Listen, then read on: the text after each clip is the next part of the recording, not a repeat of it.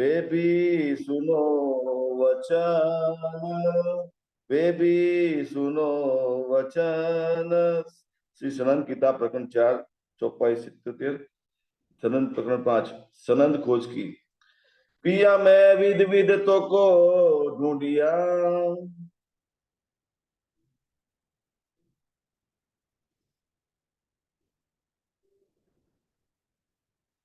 फरमाए सुंदर साथी। पिया मैं विध विधतों को ढूंढिया, आप सब शब्द के उस्ताद, हे अक्षरादि धाम धनी पार ब्रह्म सच्चिदानंद सर्वोत्तम पुरुष, आखिर जमा इमाम मेहदी, मेरी आत्म और परात्म के दाम दुल्हा स्वामी श्री प्राणनाथ जी। वाला श्री सुंदर साथ जी, कल हमने शऊर किया था कि निज बुध आवे हुक्मे तोलो ना छूटे मोह, आत्म तो अंधेर में सुबुध बिना बल ना होए। और वही निजबूत को लेकर हमें परात्म समझ रही साथी कि धनी ने हमें निजबूत प्रदान नहीं की होती तो सोचिए हमारा हाल क्या होता। सुंदर सा जी, ये प्रश्न, ये विचार जो उत्पन्न हो रहे श्यामा महारानी को धनी के सन्मुख जो तारतम मिला, धनी ने तारतम प्रदान किया श्यामा महारानी को और परमधाम की याद कराई और पूछा था कि क्या तुम मुझे जानते हो। तो श्यामा महारानी ने क्या कहा, आप मेरे धनी है, बस इतना ही जानती हूँ। और धनी सारी पहचान कराते हैं कि आओ तो बतावे हम। और धनी ने श्यामा महारानी को जो पहचान कराई सुंदर थी, और पहचान कराते कराते जब निकुंज दिन में दाखिल हो गई, सारी पहचान श्यामा महारानी ने जो की और अपनी उपस्थिति उर्मिला में प्राप्त की सुंदर दी। तो सुंदर दी वही रास्ते पर चलते हुए हमारी परातम ने भी निज बुद्ध को दिल में धारण करते हुए धनी की पहचान कर रही है। मानो धनी मेरे साथ बात कर रहे हैं। कहने का मतलब ये सुंदर साथी, श्यामा महारानी को दिल भीतर जो अनुभव हो रहा है दुनिया को लेकर, अखंड योग माया को लेकर और परमधाम की बात को लेकर, वही सारा अनुभव हमारी परातम के दिल भीतर कर रही है। समझ रही है कि निजबोध आवे हुक्मे तोलो ना छूटे, मतलब कि जब ये निजबोध हमें परातम समझ रही है कि मेरे मुझे प्राप्त नहीं होती, तो सोचिए कि दुनिया के जो जीव आज दिन तक अज्ञानता के अंधकार में घूम रहे हैं, बस इसी तरह जिस जीव पर मेरी नजर पड़ी है वो जीव भी अज्ञानता के अंधकार में घूमता रहता, और मैं भी अपने आप को माया में लीन मानती। सोचिए सुंदर सा जी, धनी का शुक्राना कहें तो चले सुंदर सा जी, ये धनी का शुक्राना बार बार बजाने की बात है। पितक में भी प्रसंग आता है, पितक में भी ये बात लिखी हुई है। मैंने चौपाई थोड़ी निकाल के रखी है तो मैं पढ़ता हूँ अपने सम्मुख कि अपने अंकुर माफक लाभ हुआ इन्हें, लगा माजदा मांगने वाका हुआ तीन से। कहने का मतलब ये सुंदर सा जी कि दुनिया तो चमत्कार मांगती है, दुनिया चमत्कार मांगती है, चमत्कार की पहचान करती है, क्योंकि दुनिया की नजर उपली है, सुपर दूध को लेकर चलने वाली है। लेकिन हमारी परातम ब्रह्मश्रुति की नजर की बात करें तो उसके लिए तो जब वो दिल में दाखिल हो जाती है तो चमत्कार कोई मायना रखती नहीं है। लेकिन फिर भी हमारी परातम ने जिस युग पर नजर केंद्रित की हुई है, वो जीव सुपर दूध को लेकर पहले चलता था, तो पहले माजिजा मांगता था, चमत्कार मांगता था, क्योंकि दुनिया की बुद्धि थी, सुपन बुद्धि थी। तो अब वाका हुआ दिन से, कहने का मतलब ये सुंदर साथी, वाका का मतलब कहे तो पितक में इशारे में एक जगह बात लिखी है, लेकिन कहने का मतलब ये सुंदर साथी कि मानो कि कोई स्टेनोग्राफर होता है, स्टेनोग्राफर, और उसका जो बॉस कोई भी बात लिखवाता है तो अपने इशारे में लिखता जाता है, पूरा प्रवचन लिखता जाता है, वो कंटिन्यूस बोलता जाता है और सारा लेख लिख देता है। या फिर कहे कोई पत्रकार रिपोर्टिंग करता है तो अपने एक भाषा होती है जो स्टेनोग्राफर कहते हैं, उस की भाषा होती है, इशारे में सारी नोट लिख देता है और फिर अपने हिसाब से पूरा समाचार न्यूज तैयार करता है और फिर अखबार में प्रकाशित करता है। तो कहने का मतलब ये वाका की बात है ना, इसी तरह की मतलब कि अक्षराधिक धनी जो शब्द सह जो सारी बातें बताते जाते हैं, सारी बातें परात्म दिल भीतर धारण करती जाती है, वो दिल भीतर सारी बातें धारण करती जाती है। और सुंदर जी, ये पन्ना जी की बात करें तो अंतिम समय की जो बात करें, जो श्यामा जी सुंदर साथ जो सारे श्री जी महाराज के पास इर्द गिर्द रहने वाले थे, जो सारे लैया थे, वो लैया की भी यही काम था कि जो श्री जी महाराज जिस सुंदर साथ से बातें करते थे या फिर कोई प्रश्न पूछता था, श्री जी महाराज उनको उत्तर देते थे, तो सारे बातें लिखते जाते थे और सुनने से इसी तरह एक बहुत बड़ा गद्य ग्रंथ तैयार हुआ था, उस ग्रंथ का नाम भी वाक का नाम था। उसको वाका ग्रंथ कहते हैं, मतलब कि धनी के वचन है। वाका का मतलब वचन, धनी के वचन, मतलब कि अक्षय धनी इंद्रावती के परातम को दिल भीतर विराजमान होकर सारी बातें जो सुना रहे। श्यामा महारानी साथ में है, जब रचना श्यामा जी की है, जाहिर कौन करे, राज्य स्वयं खुद जाहिर करे, श्यामा जी को आगे किया हुआ है। भी माता इंद्रावती की परातम बन रही है। इंद्रावती की परातम की नजर मेरा ठाकुर के जी ऊपर केंद्रित हुई है, और मेरठ ठाकुर के अंगों को मार्फत, मतलब मुखारविंद से सारे शब्द निकलते हैं। और वो ही सारे शब्द सुंदर साथी, उनके आसपास जो लैया जो थे ना, वो एक भी प्रश्न, जो भी शब्द निकलते थे, तुरंत सारे अपनी जो उनके पास जो भी हाथ में अवेलेबल था, उसमें लिखते जाते थे सारे शब्द। ऐसी बात नहीं कि चौपाइयों की बातें लिखी से, जो जो बातें उनके मुखारविंद से निकली थी, वो सारी बातें उन्होंने लिखी है। इसके सुंदर साथी कही तो कई हस्तलिखित साहित्य में गद्य में लिखी हुई बातें मिलती है। गद्य में मतलब कि श्री जी महाराज ने, मतलब अक्षय ध्वनि का साक्षात स्वरूप जो जाहिर हुआ है इंद्रावती के परातन के मार्फत से, मेरा सबूर के तन के मार्फत से दुनिया के अंदर जाहिर हुआ है। विजया बिंदन बुद्ध निष्कलंक अवतार जाहिर हुआ है, इमाम मोहम्मदी जाहिर हुआ है, तो मानो कि साक्षात धनी ही बोल रहे, ऐसा सारे सुंदर साथ मानते थे। तो एक भी शब्द व्यर्थ नहीं जाने देते थे, मतलब इतना चौकन्ना रहते थे, सब कुछ लिखते थे। तो वाका का मतलब ये हुआ कि शब्द स ध्वनि के साथ जुड़ने की बात है। जितने भी शब्द हमारी पराधन को दिल भीतर सारी बातें जना ध्वनि सुनाते हैं, तो सारे शब्द हमारी पराधन दिल भीतर उतार लेती है। तो सोचे तो क्या कहते हैं कि वाका हुआ तीन से, इसलिए मतलब कि वांग्मय स्वरूप हमारा भी होता जाता है। जैसे कुंजवाणी क्या है, वांग्मय स्वरूप बोलते हैं किसका, अक्षराज ध्वनि का साक्षात वांग्मय स्वरूप बोलते हैं। कहने का मतलब ये कि कुंजम वाणी जो 90,000 हरफ है, मोहम्मद साहब की सुल्तान ने दीदार किया और 90,000 हरफ सुने, और सारे शब्द अपने दिल भीतर उतारने की बात है। मतलब पूरी कुल्लम वाणी अपने दिल भीतर उतारने की बात है। सुबह पहले भी कहा था कि राज्य ने इशारे में एक बात बताई है कि मुझे ढूंढना हो तो कहाँ ढूंढना है। ऐसे सुंदर साथ में ढूंढिए जिसके दिल में पूरी कुलजम वाणी है। मतलब कुलजम वाणी और सुंदर साथ दोनों एक जगह पर हो, वहां में मेरी बैठक आपको मिलेगी। सुंदर साथ कहने का मतलब ये है। तो क्या कहे कि ये लगा माजा मांग, दुनिया तो माज चमत्कार मांगती है, लेकिन सारे सुंदर से जो जागृत हो गए उनके लिए तो वो चमत्कार मायने रखते नहीं है। लेकिन उनका स्वरूप कैसा, अक्षय धनी का जैसा ही होता जाता है। जैसे हम अर्थी में बोलते हैं, पिया तुम हो तैसी कीजियो, मैं अर्ज करूं मेरे पियो जी। मतलब कि हे पिया जी, जैसा आपका स्वरूप है ऐसा स्वरूप मेरा भी कर दीजिए। वैसे तो हमारा स्वरूप वैसा ही है, धनी इसका स्वरूप है तो हमारा स्वरूप भी इसका का ही है। हम और धनी जुदा नहीं है, लेकिन हमें फरामोशी के खेल में भ्रमित कर दिया गया है हुक्म के द्वारा। हुक्म भी धनी का ही है, और वही हुक्म धनी दिल भीतर प्रदान करते हुए हमारी परात्म को जागृत करते हैं। तो अब जागृत हो गई है तो सुंदर है जी, हमारी परात्म की चाहना क्या होती है, धनी पूर्ववत पहले जैसा था हमारा वही स्वरूप में कर दीजिए, जैसा आपका और हमारा कोई जुदागी ना हो सुंदर जी। तो इन समय जो दज्जाल ने बड़ी करी तलाश, सोचे सुने बीतक का प्रसंग है, बीतक 54 नंबर की प्रकरण है। प्रकरण का नाम है शुक्राना बजाने का वाला प्रकरण है 54 नंबर, जहाँ शुक्राना बजाने की बात बताइए कि हमारी परात्म पर्पल धनी का शुक्राना कैसे अदा करती है। तो इन समय इन दज्जाल ने बड़ी करी तलाश। कहने का मतलब दज्जाल कौन है, दज्जाल दूसरा कोई नहीं सुंदर सी आदिनारायण महाविष्णु है।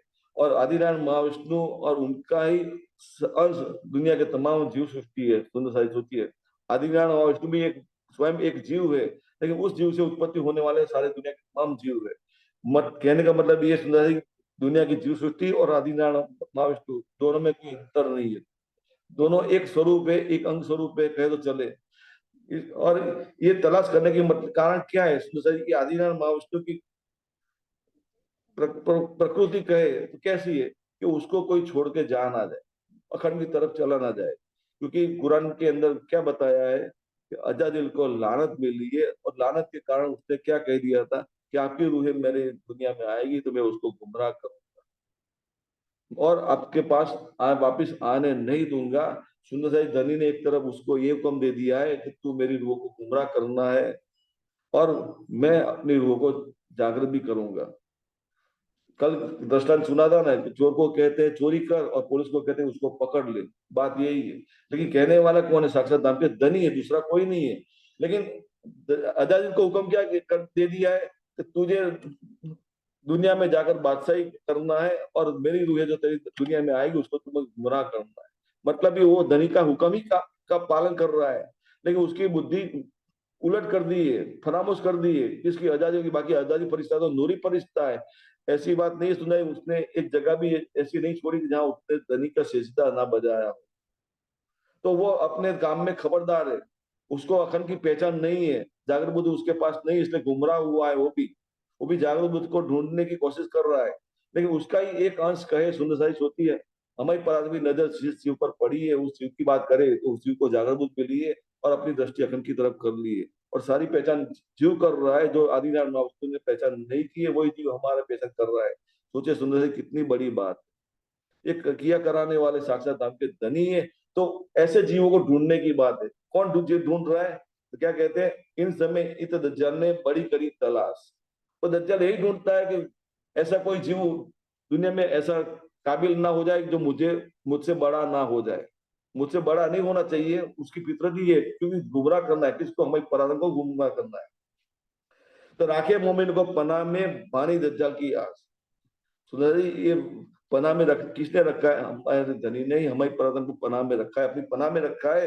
लेकिन बानी दज्जाल की आस मतलब कि दज्जाल को धनी ही उसकी उसकी फितरत गए, उसका प्रकृति गए, उसका स्वभाव गए हमारे पर भारी नहीं होने देते। मतलब कि हमारे लिए दज्जाल के सामने लड़ कौन रहे? साक्षात हमके धनी से खुद लड़ रहे। सुंदर जी, निजमुत के द्वारा हमारी प्रथम ये समझ रही है कि दुनिया के दो लड़ाई है, एक ईमान और दूसरी कुफर की। ईमान की बात कहे तो साक्षात धाम के धनी के साथ जुड़ने की बात है। हमारा स्वरूप ही ईमान का है, हमारा स्वरूप ही इसका कहा है। स्वाभाविक है कि इसके ईमान के दो पर हमारे हैं और यही दो पर को लेकर हमारी परातम उड़ान भरती है परंधाम की तरफ चितौनी के द्वारा। इति बैठे घर जाके धाम की बात करती है सुधारी। इति मतलब कि बैठी तो मूल मिलावे में है, मान कहा रही है? दुनिया के अंदर मान रही है। फिर भी धनी की हिकमत ऐसी हो गई है, जागृति हो गई है दिल भीतर। धनी की पहचान कर रही है, धनी के साथ बातें कर रही है, धनी की बातें सुनती भी है। सुंदर साथी सोचिए, और निर्बोध के द्वारा ये सारी पहचान करती है। तो फिर क्या कहते हैं आगे कि भेजा संदेशा खुदाई ने बनी असैल करो याद। इस सुंदर जी, ये इशारे की बात है। इसराइल नाम का एक पैगंबर हो गया है, ये इसराइल नाम का पैगंबर हो गया है। और इसराइल पैगंबर ने मांगा था कि मुझे एक संतान चाहिए। उसकी उम्र ज्यादा हो गई थी, उसने संतान की मांगनी की थी। तो लेकिन उसने वो संतान की मांगनी की, वो संतान दूसरा कोई नहीं समझा दी। ये इशारे की बात करें तो देवचंद जी महाराज ने एक पुत्र मांगा था, जिसको कहते हैं नजरी पुत्र। एक जाहरी पुत्र, दूसरा नजरी पुत्र। जाहरी पुत्र तो बिहारी जी है, लेकिन उनके पास जो जागनी की लीला को जाहिर करने वाले की बात करे तो मेरा ठाकुर की बात होती है। तो सुंदर जी, ये बात है, इशारे की बात है। मतलब इंद्रावती के मार्फत से तुलजमवाणी जाहिर होने की बात है, दूसरी कोई बात नहीं है। तो इसलिए यहाँ असराइल का दिवसंदी महाराज की बात है। तो क्या कहते हैं, भेजा संदेशा खुदाई ने बनी असराइल करो याद। कहने का मतलब है सबसे सबसे पहले तारतम ज्ञान धनी ने किसको सुनाया? श्यामा महारानी को सुनाया। और श्यामा महारानी ने पहले तन से लीला की तो तन का नाम क्या था? देवचंद्र जी महाराज, जिसको हम सदगुरु धनी श्री देवचंद्र जी बोलते हैं। तो ये इसकी उनकी बात है, उनकी बात को याद कीजिए कि धनी ने उनके साथ जो बातें की, जो तारतम मूल बीज वचन है उसकी बात है सुंदर हरी। वही बीज मूल वचन हमारी परातम अब समझ रही है। तो श्यामा माणी का जो खोज करने का जो तरीका था, ढूंढने का जो तरीका था कि मैं कौन, कहाँ थे आइया, कहाँ है मेरा प्रताप, वो बात जो थी वही अनुभव को हमारी परातम भी करेगी। हमारी परातम की भी यही खोज थी कि मैं कौन हूँ, कहाँ से आई, कहाँ है मेरा प्रताप। हमारी परातम भी यही तो ढूंढ रही थी। तो सुंदर ये श्यामा माणी का अनुभव और हमारी पुरातन का अनुभव एक जैसा महसूस कर रही है। तो क्या कहते हैं आगे, तुम्हें पीछे खबर फेरून की, सो में खबर दे बुनियाद। तो एक हेरोन और फेरोन की बात इशारे में भी बताई है बीतक के अंदर। शुक्राना लिया बजाय के प्रकरण है बीतक का 54 नंबर का प्रकरण है, उसमें चौपाई लिखी है। कहने का मतलब मूसा नाम का पैगंबर है, उसका फेरोन जो है उसका शिष्य था, और हेरोन नाम का जो बादशाह था तो वो उसको मारने के लिए निकला था। तो फेरोन ने मूसा की पनाह ली थी और मूसा ने एक छड़ी ऐसी घुमाई तो सोचे सुंदरी बीच दरिया में रास्ता हो गया तो फिरौन और उसकी सेना गए, तो वहां से निकल गई और हेरून तो है वो दरिया में डूब गया। इस इशारे की बात है सुंदर, कहने का मतलब ये सुंदर है कि माया इतनी जोरावर है, मोह सागर इतना जोरावर है, उसके अंदर की बात करें उसको पार करना है। ये छड़ी जो मूसा की जो लाठी की बात करें तो लाठी दूसरी कोई नहीं है सुंदर है। हम शिवा पूजा में हर रोज बोलते हैं, श्री ठाकुर प्रथम में बोलते हैं, उसमें अंतिम में आता है अद्वैत की लाठी हाथ में लेकर सब साथ को करूं प्रणाम। हम शिवा पूजा में हर रोज बोलते हैं अद्वैत की लाठी हाथ में लेकर सब साथ को करूं प्रणाम। तो अद्वैत की लाठी है क्या? तो दादा ये कोल्लवाणी ही अद्वैत की लाठी है, दूसरी कोई लाठी नहीं है। ये लाठी हमारे हाथ में है और इस लाठी के सहारे सुनिए सुनिए सुनिए सुनिए साथी, हमारी पराक्रम ये रास्ता तय करती है। मतलब कि दुनिया के एक ऐसा वार कर दिया है तो सीधा रास्ता निकल गया है चितौनी के द्वारा। कहाँ निकल गया? सीधा अखंड युग्मा से पार, अक्षरधाम से पार, सीधा मूल मिला में धनी के चरणों में अपने आप को प्राप्त कर रही है। सोचिए सुंदर साथी, ये बात है। तो ये फेरन की बात को लेकर इशारे में बात वो है कि सो में खबर दई बुनियाद, ये बुनियाद की बात है, चितौनी की बात है। दई तुमको मैं कुलजम इनको किया गर्क, क्योंकि ये हमारी पारदम समझ रही है कि धनी ने एक कुलजम प्रदान की है। कहाँ प्रदान की है? दिल भीतर प्रदान की है। और क्या कहती है? इनको किया गर्क, मतलब गर्क करने की कोशिश कौन कर रहा है? अजादिल दजाल दज्जाल तो बैठा है दिल भीतर। किसके दिल भीतर? जीव के दिल भीतर बैठा है। वो कोशिश यही करेगा क्योंकि उसका मन अबलिस जो कहे मन का स्वरूप है, सबके अंदर बैठा हुआ है, सब जीव के अंदर बैठा हुआ है। वो यही कोशिश करता रहेगा कि जिस जीव के मार्फत से लीला दिखलाएंगे, जो परात्म है उसको गुमराह करने का काम करेगी। कौन? दजल करेगा। लेकिन फिर भी परातन के अंदर दिल भीतर निजबूत जागृत हो गई है, तो और जीव ने जागृत प्रदान मिल गई उसको, तो स्वाभाविक है वो अपने आप को खंड में प्राप्त करते हुए दज्जाल को मार गिराने की बात आती है। तो पढ़े पढ़ो मेरे कलाम को भाग्य सारी शक, मतलब कि एक कुल्यवाणी के जो वचन जो है, वो वचन जो हम पढ़ेंगे सुनेंगे तो सारी शंका कुशंकाएं दूर हो जाएगी। और क्या कहते हैं? श्री मोहम्मद का ये मोमिनो शुक्राना ले आओ बजाए, दज्जाल से लड़ाई और क्यों कर लिए बचाए। कहने का मतलब ये सुंदर सादी की ये हमारी परात्म जो जीव के मार्फत से लीला देख रही है, तो लड़ाई महसूस करती है दज्जाल की और हमारे बीच की। हमारे बीच की लड़ाई कौन लड़ रहा है? हमारी तरफ से अक्सर दली स्वयं खुद लड़ रहे हैं, ईमान और कुफर की। क्योंकि ईमान हमारा स्वरूप है, इसके कहोगे भी हमारा स्वरूप है, लेकिन हमारी तो कोई ताकत है ही नहीं। तो सारा फैल कौन कराने वाले? साक्षात दान के धनी कराने वाले हैं। सुंदर साथी, ये शुक्राना ले आओ बजाय की अभी तक की चौपाई थोड़ी थी। तो कहने का मतलब ये सुंदर साथी कि ये तो कई इन इनकी प्रिय पूछे जो प्रश्न, मतलब कि श्यामा महारानी ने राज्य को जो बातें कही थी, तारतम जब मिला तो राज्य ने क्या कहा था? तुम क्या पहचानते हो मुझे? तो देवचंद जी महाराज ने क्या कहा था? धनी तो मैं तो इतना जानती हूँ, आप मेरे धनी, आप मेरे पिया हो, और दूसरा कुछ जानती नहीं हूँ। आप कहाँ रहने वाले हो, कहाँ मेरा स्वरूप कहाँ, पता नहीं। तो राज्य ने क्या कहा था? आओ तो बतावे हम। तो जब ये जब निजबुद्ध दिल में दाखिल हो गई शुद्ध साथी, तो उसके बाद क्या कहते हैं? निजबुद्ध आवे उसमें तोलो ना छूटे मोह, आत्म तो अंतर में सोबोध बिना बल ना हो। एक कल की चौपाई है, ये प्रकरण 4 की 21 नंबर की चौपाई है कि निजबुद्ध आवे हुक्म तोलो ना छूटे मोह। मतलब कि दिल निजबोध हमारी पुरातन दिल के भीतर दाखिल हो जाती है तो सारी पहचान कर लेती है। क्या क्या पहचान करती है? दुनिया की तमाम हकीकत की पहचान कर लेती है। फिर जागरण दूत को लेकर और फिर अखंड योगमा की सारी पहचान हो जाती है। और फिर निर्बुद्ध को धारण करते हुए परमधाम की सारी पहचान हो जाती है। सारे विकास छूट जाते हैं और हमारी परतम क्या समझती है? आयो ये जब ये सुख में आवी तब छूट जाए विकार। सारा विकार, मतलब कि ये सुपन बुद्ध को लेकर दुनिया के तमाम विकार, जागृत बुद्ध को लेकर कहे तो अखंड योगमाया के सारे विकार, और निर्बुद्ध की बात करें सुंदर साजी सोचिए दिल की जागृत हो गई है, लेकिन फिर भी एक बल पड़ा हुआ है। क्योंकि हमारी परम साक्षात धनिक को दीदार कर सकती नहीं है। ये खेल की कंडीशन ही यही, सब साथ मिलकर आने की बात आती है। कहा किसके तरफ जाने की बात है? धनी के चरणों में जागृत होने की बात है, धनी की तरफ चलने की बात है, सब साथ मिलकर आना है। ये बात बताइए, बेले पोड़ी जागसी बेले की बात है। ये सबको एक साथ जागृत होकर आना है, एक साथ मिलकर आना है। लेकिन जागृति कहाँ होगी, सबकी दिल भीतर ही होगी। सारी पराक्रम दिल भीतर जागृत हो जाएगी तो धनी ऐसा हुक्म कर देंगे, तो जो वल्ब भी पढ़ा है वो भी वल्ब भी निकल जाएगा और हमारी पराक्रम धनी का साक्षात दीदार करने लग जाएगी। तो सिलसिलारी ये क्या कहती है, ये तो कई इनकी पिया पूछे जो प्रश्न श्यामा महारानी ने सारी बातें जो बताई थी, और कहूँ और अजू बहुत थे वे भी सुनो बचन की। कौन सी बातें, तो ये प्रकरण 5 में बता रहे हैं, सनन खोज की बताए, मतलब खोज कर कैसे कैसे की थी बात बताए। पिया मैं विद विद तो को ढूंढिया, छोड़ धंधा सब और। ये श्यामा महारानी बता रही है, किसको बता रही है, धनी को बता रही, मतलब तारतंग के बीच वचन है, जो मूल वचन है। और ये यही खोज जो कहे हमारी परातंकी की बनती है, तो श्यामा महारानी का जो अनुभव है वही अनुभव हमारा होता है। श्यामा जी महारानी का जो खोजने का तरीका अलग था, हमारा खोजने का तरीका अलग है।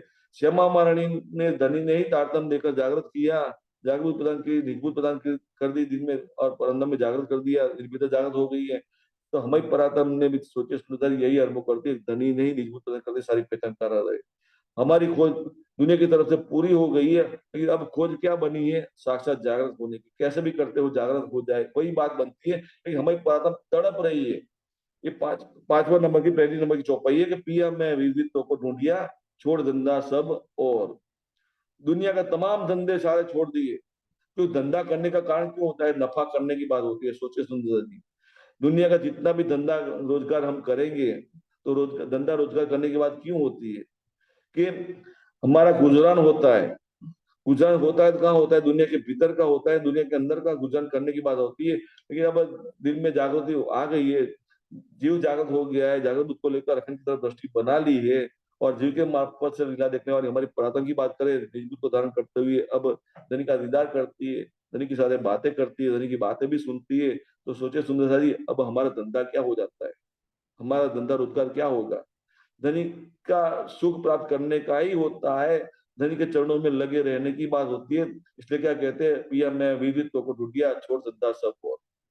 हमारी खोज यही थी कि आपको प्राप्त करे, कैसे भी करते हुए।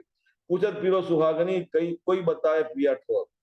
कोई ऐसा कोई है समर्थ जो मुझे ठोर बताए कि मेरा जो, कई सारी दुनिया यही जान मुक्ति के लिए प्रयास करती है कि मुक्ति मुक्ति हर कोई करता है, लेकिन मुक्ति किसको मानती है दुनिया, भगवान विष्णु के नाम से लेकर 4 प्रकार की मुक्ति को ही अपना अंतिम गंतव्य मानती है। सालोक सायुज्य सारूप्य सामीप्य कर की 4 प्रकार की मुक्ति बताई है, दुनिया उसको ही मुक्ति का स्थान मानती है। लेकिन हकीकत में अब निजबूत दिल में दाखिल हो गई है, तो हमारी परात्म समझ रही है ये मुक्ति मेरे कोई काम की नहीं है। मुक्ति क्या है, अखंड मुक्ति की बात करें तो दुनिया अखंड मुक्ति की बात जानती नहीं है, क्योंकि सुपर बुद्ध को लेकर चलने वाली दुनिया है।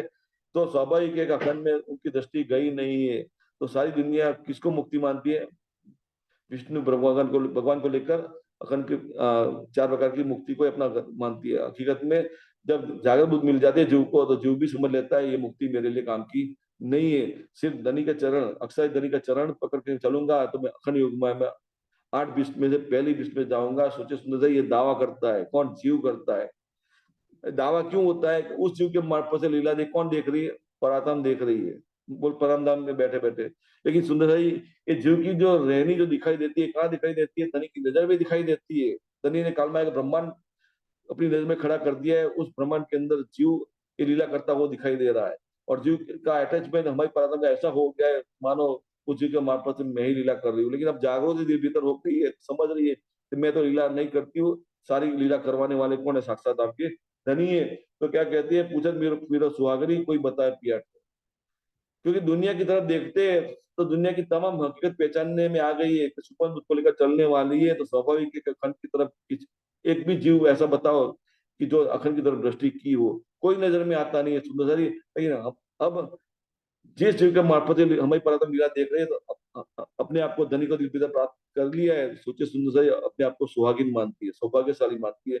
और वही बात का प्रतिबिंब जीव पर पड़ता है, तो जीव भी अपने आप को सुहाग समझता है। मतलब कि जीव टलोसी आत्म भाव में आ गया है, वो भी अपने आप को ब्रह्मसुचि मानता है। ब्रह्मसुचि तो बनता नहीं है फिर भी, लेकिन उसकी चाल जगत तो कुंजम वाणी में बताई है, उसी अनुसार ब्रह्मसुचि जैसा लक्षण दिखाता है दुनिया के अंदर। और वही उसका दिशा निर्देशन कहाँ से आता है, परातन के मार्फत से धनी के द्वारा मिलता है। मतलब कि धनी के चरणों में हुक्म का जो धनी हुक्म बजाते हैं उसका हुक्म का पालन करने के लिए तैयार खड़ा हुआ कि उसकी बात है। तो कोई ना कहे हम देखिया जिन्हें निके कर खोजेल, कि दुनिया में ऐसा कोई जीव ऐसा नहीं है कि जो हम खोजना चाहते हैं, जो मुक्ति की बात करते हैं, तो किसी को मुक्ति मिली हो। किसी को भी मुक्ति मिली नहीं है। ये हमारा जीव भी समझ रहा है जागृत बुद्धि द्वारा, और हमारी प्रारंभिक नींबू द्वारा सारी बातें समझ रही है। क्या कहते हैं, शास्त्र साधु जो साखिया, मैं देखी सबन की मत। सुंदर साथी, ये श्यामा माणी का अनुभव है, और यही अनुभव कुलदेव वाणी के जरिए हमारी प्रारंभ भी समझ रही है, जागृत बुद्धि के द्वारा समझ रही है कि दुनिया की तरफ की बात करे तो किसी को भी पहचान नहीं है, किसी की पहचान नहीं है, अक्षर धन की पहचान नहीं है। और मैच देखी सबक की मत, मतलब कि दुनिया के तमाम धर्म ग्रंथों की बात करें तो सारे धर्म ग्रंथ सुपरमुख को लेकर बातें करते हैं, लेकिन धर्म ग्रंथों की उत्पत्ति की बात करें तो वेदों को लेकर है। और वेदों की हकीकत की बात करें, सुंदर साथ जी, उसने परमात्मा की खोज करने के लिए शून्य की तरफ दौड़ लगाई थी, लेकिन शून्य में जाकर अटक गए, और शून्य में अंधकार सिवा कुछ दिखाई नहीं दिया। मतलब अंधकार का मतलब अज्ञानता रूपी अंधकार के सिवा कुछ नजर में आया ही नहीं है। हर तरफ अज्ञानता रूपी अंधकार फैला हुआ था। तो क्या कह दिया, न इति न इति, मतलब उजाला जो की बात जो कहे, रोशनी की बात करे, मुझे कहीं कुछ दिखाई देती नहीं है। न इति नहीं थी, मतलब परमात्मा जो जिसका शास्त्रों में ज्योति स्वरूप करके लिखा है, नूर स्वरूप करके लिखा है, तो नूर या फिर ज्योति इस दुनिया में कहीं देखने को मिलती है नहीं है। वेद की हकीकत है, सोचे सुनो साथी, और यही वेद का मूल लेकर दुनिया के तमाम धर्म ग्रंथों की उत्पत्ति हुई है। तो वेद की जो ये हकीकत है, स्वाभाविक है कि दुनिया के उस धर्म ग्रंथों को लेकर चलने वाले जीव की बात करें तो जीव को भी जागृत बुद्धि कैसे मिलेगी, रोशनी कैसे मिलेगी। फिर भी ज्योति स्वरूप की बात करते हुए, या फिर सूर्य की बात करते हुए सूर्य की पूजा करते, चंद्र की पूजा करते, फिर या फिर जिनकी दृष्टि में जो जो जहां जहां रोशनी जैसे मिली, टिम टिम करने तारे वाले, तारे की जो कहे हकीकत को लेकर तो अपने अपना इष्ट बना लिया है। किसी ने जो सूरज का है, सूरज को कभी किसी ने देखा ही नहीं है, परमात्मा की रोशनी कभी किसी ने देखी नहीं है, तो परमात्मा की पहचान कैसे होगी। ये सारी बातें हमारी प्रथम निर्विकार निजबुद्ध को धारण करते हुए सारी बातें समझ रही है। जागृत बुद्ध की हकीकत को लेकर सत्ता का स्वरूप की पहचान कर रही है, किसका, साक्षात धाम के धनी का। मतलब इस सत्ता का स्वरूप की जो पहचान धनी कराना चाहते हैं, वही पहचान हमारी प्रथम कर रही है कि शास्त्र साधु जो साखिया, मैं देखी सबन की मत, सबकी मत कहे तो सुपर बुद्ध को लेकर ये बात हमारी प्रथम अब समझ रही है। जो लो साहेब ना पाइए तो लो कीजिए कासो हेत। जो लो साहेब ना पाइए, मतलब साहेब कौन है, जो सबका साहेब होता है, सबका मालिक होता है। दुनिया तो कहती है कि सबका मालिक एक है, एक की बात करती है, लेकिन अनेक को लेकर चलती है, अनेकों की पूजा करती है। अनेकों की पूजा करने का कारण क्यों है, सुंदर है उनकी सुपन बुद्धि कारण रूप बनती है, और उनकी नजर अज्ञानता रूप के अंधकार में अंध बनी हुई है, तो रोशनी कहीं दिखाई देती नहीं है। तो अलग अलग परमात्मा बना लिया है सबने। तो क्या कहते हैं, जो लोग साहेब ना पाइए, इसलिए साहब की जो बात करें, अक्षर धन की पहचान करने की बात करें, किसी ने नहीं की है, तो क्या कहते हैं, तो लोग कीजिए काश। मतलब क्योंकि हमारा स्वरूप इश्क का स्वरूप है। अब प्रेम करने की बात आती है तो सुंदर सा सोचिए, प्रेम किसके साथ करें हम। हमारा स्वरूप ही इश्क का है। अब कहे कि सबके साथ प्रेम करो, सबको साथ लेकर चलो, लेकिन हमारा रास्ता तो क्या है, वेद में तो कह दिया कि कुपरम द्वितीय नास्ति। अब हमारी परात्म ने दिल में निजबुद्ध को प्राप्त कर ली है, शादी पहचान कर ली है, धनी के सिवाय कुछ देखने की बात करती ही नहीं है। दुनिया का सारा विकार छूट गया है। अब विकार को लेकर कैसे चले, बताइए। कई सुंदर साथ ये कहते हैं, व्हाट्सएप ग्रुप में ये बातें होती है सुंदर साथी, तो कहते हैं कि राजशर्मा जी का जो चित्र बनाया हुआ है वो रखने में क्या हर्ज है, एक चित्र में सहायता बनता है। लेकिन सुंदर साथी सोचिए, एक काल्पनिक चित्र है, झूठा चित्र है। जब धनी ने स्वयं खुद आग पत्थर पानी से की पूजा करके वो छुड़ाया है, तो सोचिए सुंदर साथी, अब उसका ही दूसरा स्वरूप कहे, मूर्त स्वरूप कहे, या फोटो की बात करें, चित्र की बात करें, मूर्ति तो नहीं है लेकिन वही मूर्ति का स्वरूप चित्र में अंकित हुआ है, फोटो में दिखाई दे रहा है, तो सुंदर परमात्मा की प्राप्ति कैसे होगी। दुनिया का कोई भी विकार रखने की बात नहीं है, सारे विकार छोड़ने की बात है। ये भी एक प्रकार का विकार है। जिनको हम राजश्यामा जी को स्वरूप का जो चित्र मानते हैं, फोटो मानते हैं, शिव पूजा में लगाया हुआ है, धूप बत्ती अगरबत्ती लोबान करते हैं। सुंदर सा जी सोचिए, ये धनी की तरफ से ये बात नहीं होती, धनी का हुक्म नहीं है कि ऐसा आप करें। ये अजादिल ही आपसे ऐसा करवा रहा है, दज्जाल ही आपके दिल भीतर बैठ कर ये सारी काम करवा रहा है, आपको गुमराह कर रहा है। आप तो यही मानते हैं मैं अक्सर धनी के लिए कुछ कर रहा हूँ या फिर कुछ कर रही हूँ, हकीकत में आप शैतान का काम कर रहे हैं। ये शैतान की पहचान करने की जरूरत है आपको, दज्जाल की पहचान करने की जरूरत है। वो बार बार आपको गुमराह करने की कोशिश करेगा। के भीतर में यही चौपाई पढ़ी ना हमने तलाश करने की, क्या कहते हैं, इन समय इत दज्जल ने बड़ी करी तलाश। शुक्राना ले बजाय की बात है कि हमारी परात्म दिन पे जागृत होकर धनी का पल पल शुक्राना करती है, पल पल सेजदा बजाने की बात करती है, धनी के चरणों में मूल मिला में जागृत होने की बात करती है।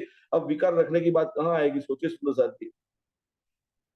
ये झूठे चित्र शिव पूजा में हो तो फेंक दीजिए, उसको कोई जरूरत नहीं है।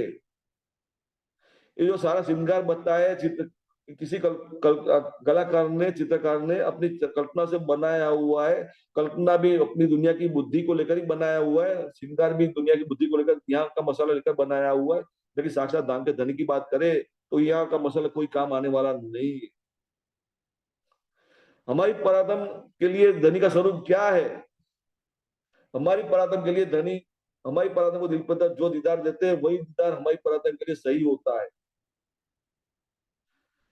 तो सदी एक उलझन वाणी के जरिए धनी ने अपना जो स्वरूप खड़ा किया है चित्र के मार्फत से, सागर के अंदर मैं चौपाई निकालता हूँ सुंदर सा जी। सागर के 5वां नंबर के प्रकरण है, उसके अंदर धनी ने स्पष्ट कह दिया है। क्या कह दिया है मैं आपको बताता हूँ। हाँ,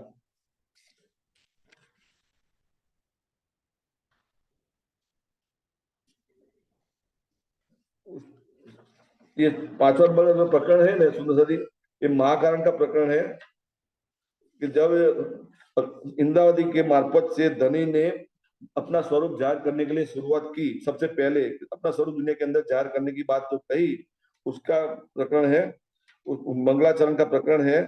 उसमें लिखा है, जिन जानो ए वर्णन करत आदमी का, ये सबसे न्यारा सुबान जो अर्थ अजीम में बका। ये प्रकरण का नंबर 5 है, 13 नंबर की चौपाई ये मंगलाचरण की बात है।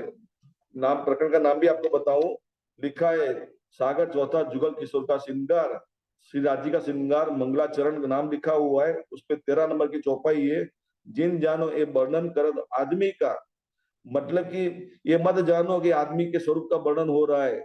आप जो पुरुष दुनिया के देख रहे हो वो राजा का स्वरूप देख रहे हो या आदमी का स्वरूप देख रहे हो, ऐसा स्वरूप मत समझिए। क्या कहते हैं, जिन जानो ये वर्णन कर आदमी का, मैं आपके सम्मुख अब जो जाहिर करने जा रहा हूँ, जो स्वरूप अक्षर धनी का स्वरूप जाहिर करने जा रहा हूँ, तो क्या कहते हैं, ये सबसे न्यारा सुबान। ये जो शब्दों में जो बात बताइए, यहाँ का मसाला लेकर बताइए, लेकिन शब्दों को लेकर मत चलिए। शब्द के पीछे जो भाव है, भावार्थ है, जो वचन छुपे हैं, उस वचन को लेकर चलिए। क्या कहते हैं, ये सबसे न्यारा सुबान जो अर्थ अजीम में बका हो, साक्षात जो बैठा है उसका स्वरूप शब्द में भी जाहिर नहीं होता है। सोचिए समझदारी नहीं, फिर भी शब्दों में जाहिर करने की कोशिश की है, क्योंकि हमारी पुरातनी नजर जीव पर केंद्रित हुई है और जीव दुनिया की बात को लेकर चलता है, शब्दों को लेकर चलता है, शब्दों के द्वारा ही पहचान करता है, लेकिन सुपर को लेकर चलता है। लेकिन जब दिल में, जीव के दिल में जागृत दाखिल हो जाती है, सुंदर साई सोचिए, तो उसकी बुद्धि उलट हो जाती है, अखंड की तरफ हो जाती है। मतलब आईना जो उल्टा था वो सीधा हो जाता है।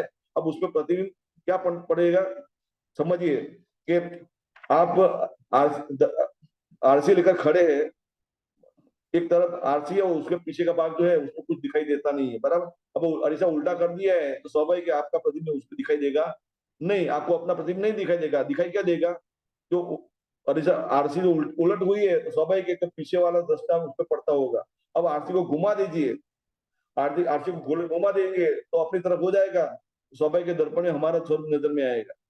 अब पीछे जो पीछे का वाला कुछ दिखाई देगा नहीं। तो सोचिए सुंदर, इसी तरह धनी ने मेयर करते हुए जीव की बुद्धि जो उलट हुई थी उसको सीधी कर दी। अब सीधी कर दी किसकी, जीव की। और जीव की बात करें सुंदर, जीव है क्या, आदिनारायण महाविष्णु का ही अंश है। और आदिनारायण महाविष्णु की जो बुद्धि है वही बुद्धि उनके अंदर है, किसके अंदर? जीव के अंदर है।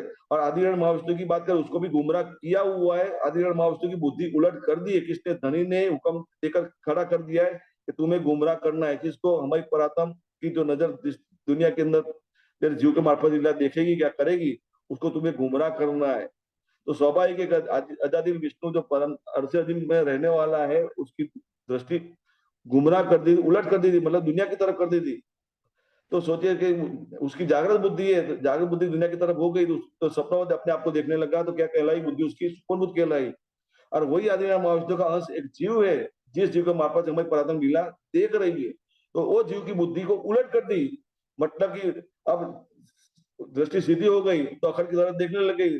सोचे सुंदर जी, ये खेल बनने से पहले अजाजल की जो अवस्था थी, जो धनी के चरण में सिजदा बजाता था पल पल, तो स्वाभाविक है हमारा जीव भी अब बुद्धि सुलट हो गई, सिद्धि हो गई, जागृत बुद्धि में दाखिल हो गई अपनी वापिस। तो स्वाभाविक है कि अजादिल फरिश्ता पहले जो अनुभव करता था, वही अनुभव हमारा जीव करने लग गया है, मतलब कि सिजदा बजाता है। किसको? धनी को सिजदा बजाते रहता है। इसलिए अब धनी के सिवा कुछ देखने की बात करता नहीं है सुंदरता जी। इसलिए स्वाभाविक है कि क्या कहते हैं कि सबसे ज्यादा सुभान जो अर्श जीव में बका, जीव भी पहचान करता है जागृत बुद्ध के द्वारा, और जीव के मार्फत से लीला देखने वाली हमारे परात्म भी पहचान करती है सुंदरता जी। ये सागर किताब की 5वें नंबर की 13 नंबर की चौपाई है। और फिर बाद में सारा धनी ने अपना स्वरूप दुनिया के अंदर जाहिर किया हुआ है।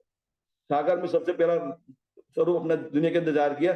श्रृंगार किताब तो बाद में अवतरित हुई, लेकिन सबसे पहले धनी ने अपना स्वरूप दुनिया के अंदर जाहिर किया शब्दों के मार्फत से। तो ये मंगलाचरण में पहले ही स्पष्ट कर दिया है। यहाँ जो बाद में, यहाँ जो दुनिया के अंदर मेरा स्वरूप दुनिया में जाहिर करूंगा मैं, तो इसको एक आदमी जैसा मत मानना। उसके उसका कोई चित्र नहीं बनता है, उसका कोई फोटो नहीं बनता है। सोचे सुंदर जी, आपकी परातन दिल भीतर जो अनुभव करती है, वो परातन का अनुभव शब्दों में व्यक्त करना चाहे तो व्यक्त हो सकता है? नहीं हो सकता है, क्योंकि आपका अनुभव अपना स्वयं का अनुभव है। उसको कितना भी कोशिश करें, आप शब्दों के द्वारा जाहिर करेंगे, तो सुनने वाला भी समझ नहीं पाएगा आपके दिल, आपका अनुभव क्या हो रहा है। हाँ, उसकी बुद्धि से थोड़ी थोड़ी समझने की कोशिश करेगा, लेकिन उसके लिए क्या, एक बूंद जितना ही होगा। लेकिन सागर की पहचान उसको नहीं होगी जो आप दिल भीतर जो अनुभव कर रहे हैं सुदेशा जी। तो ये अब हमारी परतम ये सारी बातें समझ रही है कि शोभ कहे ना, छोड़ धंधा सब, और सारे धंधे दुनिया की तरफ से छोड़ दिए, सारे विकार छोड़ दिए हमारे परातम ने। अब बस एक ही धनी के दीदार करने की बात है। दिन भीतर हमारी परातम जागृत हो गई है, तो धनी का दीदार करने की बात करती है। इसलिए क्या कहते हैं, जो लो साहेब न पाइए, तो लो कहा से कीजिए कहा सो हेत। किसको प्रेम करें हम? तो हमारा स्वरूप ही इसका दिल भी इतना जागृत हो गया है, अब दुनिया की तरफ देखने की बात करती है, तो इसके नजर में आता नहीं है दुनिया के अंदर। फिर भी दुनिया को देखना पड़ रहा है साक्षात नजर से। फिर साक्षात नजर कहाँ जुड़ी है? धनी की नजर के साथ जुड़ी है। धनी की नजर, अपनी नजर में कालमाया का ब्रह्मांड खड़ा रखा है। कालमाया का ब्रह्मांड खड़ा है, स्वाभाविक हमारी परातम साक्षात नजर से कालमाया का ब्रह्मांड ही देख रही है। लेकिन हमारी परातम की अपनी अवस्था की बात करें, दिल भीतर जागृत हो गई, दिल भीतर सारी पहचान कर रही है, दुनिया की पहचान कर रही है, अखंड योगमाया की पहचान कर रही है, परमधाम की पहचान कर रही है। सारी पहचान हो रही है, इसको हमारी परातन को पहचान हो रही है। लेकिन अब खेल देखने की चाहना नहीं करेगी, खेल से उठने की बात करेगी। धनी बस ऐसे ही मत कर दीजिए, ये जो वल पड़ रहा है बीच में, वो वल भी हटा दीजिए, और मैं अपनी पुरातन की साक्षात नजर से आपका साक्षात दीदार करूं। आपके मैं साक्षात मुखारविंद से अपने कानों, साक्षात कानों की मीठे मीठे वचन सुनूं, और मैं अपने साक्षात मुखारविंद से आपको मीठी मीठी बातें करूं आपसे साथ। ये बात होती है सुंदर है। लेकिन जब तक ये बनता नहीं है, तो हमारी परातन तड़पती है, विलकती है, और साक्षात जागृत होने के लिए बस यही कामना रखती है सुंदर जी। हमारी परम की अर्जी यही होती है कि पिया तुम हो तैसी कीजिए। आपके संबंध बना दीजिए, आप जागृत है तो मुझे भी जागृत कर दीजिए, साक्षात जागृत कर दीजिए। ऐसी तरह ऐसी बात नहीं है कि सुंदर बन के जागृत हो गए। अंतिम की बात करें तो हमारा लक्ष्य क्या होना चाहिए? साक्षात जागृति का ही होना चाहिए। दिल भीतर अवश्य जागृत हो गई है, साक्षात जैसा ही अनुभव कर रही है, परमधाम का अनुभव कर रही है, दिल भीतर अनुभव कर रही है। धनी का दीदार कर रही है, दिल भीतर कर रही है। धनी के साथ बातें कर रही है, दिल भीतर बातें कर रही है। और अपनी बातें सुनाती है, तो धनी को दिल भीतर ही सुनाती है। साक्षात कुछ भी सुना सकती नहीं है, साक्षात कुछ भी सुन सकती नहीं है, साक्षात कुछ भी देख सकती नहीं है। जो कुछ अनुभव हो रहा है दिल भीतर ही हो रहा है। सुधा, ये बार बार यही बात आएगी, दूसरी कोई बात आएगी भी नहीं, क्योंकि इसके सिवा अब दूसरा कोई चारा है ही नहीं हमारे पास जागृति होने के बाद। क्योंकि नीजबो दिल में दाखिल हो गई है। इस पे क्या कह दिया अगले प्रकरण में, नीजबो आवे हुक्मे तोलो ना छूटे मोह। जब दिल में हमारे प्रार्थना के दिल भीतर नीजबो नहीं आ जाती, तब तक सारा मोह छूटता नहीं है। मोह का मतलब विकार, और धन का सुख दिल भीतर आ जाता है, तो हमारी प्रार्थना क्या अनुभव करती है, जब ये सुख में आओगी तब छूट जाए विकार। फिर क्या कहती है, आयो आनंद अखंड घर को, श्री अक्षराधिक पड़ता है। मतलब धन की सिवा कुछ अनुभव करने की बात होती नहीं है। इसलिए सुंदर ही अपने घर में जो फोटो चित्र हो तो उसको फेंक दीजिए, कोई काम के नहीं है। आपकी परातम चितवनी मार्फत से जो दीदार करती है धनी का जो स्वरूप दिल भीतर खड़ा होता है, वही आपके लिए सही होता है, क्योंकि धनी आपको उसी स्वरूप से दीदार कराना चाहते हैं, समझिए आपको। लेकिन आपके दिल भीतर निज बुद्धि जागृत होनी चाहिए, जरूरी है। आप निज बुद्धि के द्वारा पहचान करके धनी का दीदार करने की कोशिश करेंगे, आपके दिल भीतर धनी का एक स्वरूप खड़ा होगा, और वही जो स्वरूप होगा खड़ा होगा आपके लिए ही खड़ा होगा, दूसरी परातम के लिए वो स्वरूप नहीं होगा, समझिए। पहले भी कहा था, ये जागनी रास लीला है। यहाँ हर एक पराधन को धनी दिल भीतर विराजमान होकर अलग अलग सुख देते हैं, लेकिन सुखों में पहचान एक ही होती है। धनी का नूर समझ में आता है, धनी का इश्क समझ में आता है, धनी का इलम समझ में आता है, धनी का हुक्म समझ में आता है, धनी के साथ निस्बत समझ में आती है, धनी की मेहर समझ में आती है। सोचिए सुंदरचारी, सबका अनुभव एक जैसा होता है, लेकिन दीदार करने का तरीका अलग अलग होता है। लेकिन दीदार देने वाला कौन है, साक्षात धाम का धनी के सिवा दूसरा कोई होता ही नहीं। सुंदर साथी, हमारा जो अनुभव होता है सिर्फ हमारा अपना ही होता है, दूसरों के लिए नहीं होता है। सुंदर जी, आपने सुना होगा, कईयों ने के पहले जमाने में क्या बोलते थे, आपको कोई अनुभव होता है तो किसी को बताना नहीं चाहिए, क्यों बताए तो चला जाता है। ऐसा आपने सुना होगा। इसका कारण क्यों है सुंदर, क्योंकि हम अपना अनुभव दूसरे को सुनाते हैं, तो क्योंकि उसके लिए कोई काम का है ही नहीं। हाँ, बताते अवश्य है, लेकिन क्योंकि बताने का मतलब क्यों होता है कि धनी की जो मेयर का अनुभव करने की बात होती है, कि धनी किस तरह मेयर करते, धनी किस तरह हुक्म की पहचान कराते, धनी किस तरह निस्बत की पहचान कराते, धनी कैसे अपने नूर की पहचान कराते, सारा अपना अनुभव जो कराते, वो पहचान कराने की बात होती है। लेकिन सुंदर जी, अमय परातन का जो अनुभव होता है, वो अनुभव दूसरे के लिए कोई काम का है ही नहीं, क्योंकि जागड़ी लीला में यही बात है। जैसे रास में क्या हुआ था, वृंदावन में व्रज लीला करने के बाद जब रास का जो हम धनी के साथ सुख प्राप्त किया, कहाँ प्राप्त किया, धनी की नजर में प्राप्त किया। हमारी परातम ने अखंड योग माया में रास लीला देखी, लेकिन कैसे देखी, एक गोपी एक कृष्ण बनकर लेकी, तो हम क्या मानते थे कि कृष्ण मेरे पास ही है, दूसरे के किसी गोपी के पास है ही नहीं, मतलब कृष्ण के सिवा हमें कुछ दिखाई देता ही नहीं था। और यही समझाने के लिए रास किताब में प्रकरण रखा है, किशन भाई का झगड़ा करके हुए। किशन भाई खींच रही है, धनी को अपनी तरफ खींच रही है, इंद्रावती खींच रही है, धनी को अपनी तरफ खींच रही है, लेकिन धनी ऐसी हिम्मत कर देते, ऐसी कारीगरी कर देते, तो किशन भाई भी क्या मानती है, धनी मेरे पास है, और इंद्रावती क्या मानती है, धनी मेरे पास। लेकिन दोनों का खींचने का तरीका अलग अलग है, सोचिए। सब यही परम यही चाहती है कि धनी मेरे दिल भीतर आ जाए, धनी को अपनी तरफ खींचने की बात होती है। सबका खींचने का तरीका अलग अलग होता है, वो स्वयं अपना होता है, दूसरे के लिए नहीं होता है, समझिए। आपकी पराध को जो दिल भीतर धनी दीदार देते, जो अनुभव कराते, वो आपसे आपका ही होता है। लेकिन आप सुंदर साथ के साथ सऊर करते हैं, बातें करते हैं, तो बातें क्या होती है, धनी के हुक्म की बात होती है, धनी की मेहर की बात होती है, धनी के नूर की बात होती है, इश्क की बात होती है, इलम की बात होती है। मतलब उसके दिल भीतर भी धनी का स्वरूप खड़ा हो जाए इन सब बातों को लेकर, और उस परातम के दिल भीतर जो खड़ा होता है इन बातों को लेकर, तो जो खड़ा होता है उस वो स्वरूप जो उस परातम के लिए अपना होता है। लेकिन हमारे दिल भीतर जो खड़ा होता है सिर्फ हमारे लिए होता है। जागनी रास की एक एक परातम को अलग अलग सुख देते हैं, अलग जो सो हमें मिलता है दूसरों के लिए नहीं है, लेकिन फिर पहचान एक जैसी होती है। यार जागने का तरीका सबका अलग होता है, लेकिन पहचान एक ही होती है, धन की पहचान होती है। बात ये है प्रसाद जी।